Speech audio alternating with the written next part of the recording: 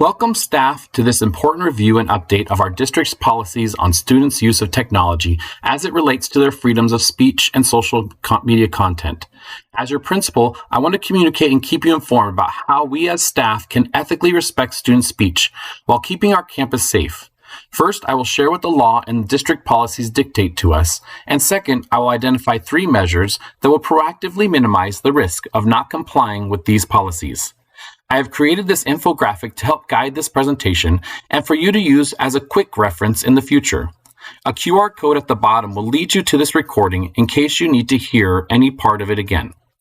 5 years ago, a U.S. Supreme Court case ruled in favor of a student who posted on her social media account her displeasure at not making the varsity cheer team.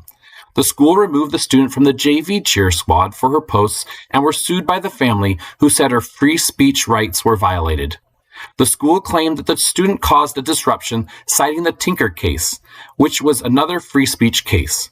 However, the court found no evidence that the student's post on her social media account interrupted the classroom or the learning environment.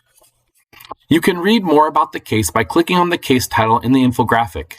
If you do find yourself dealing with an issue of a student's social media post, it is important to determine if it is causing a disruption to the school day. If it does, please contact me and we can make a plan. It is never advised to wait on issues that interrupt the school day.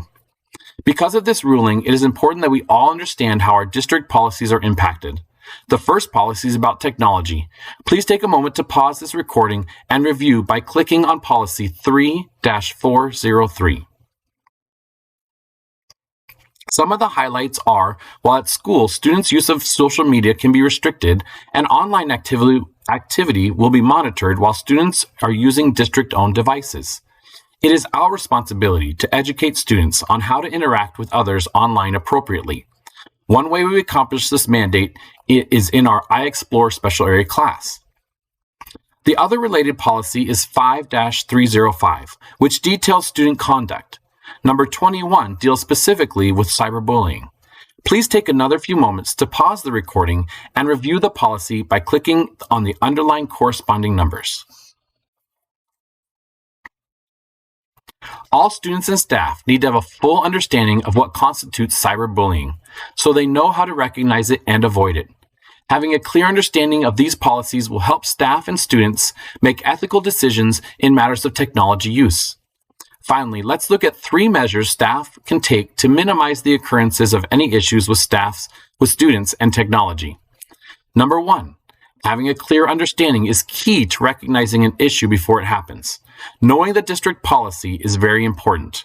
Acting on warning signs, like students discussing social media posts and keeping cell phones in backpacks during the school day, are helpful.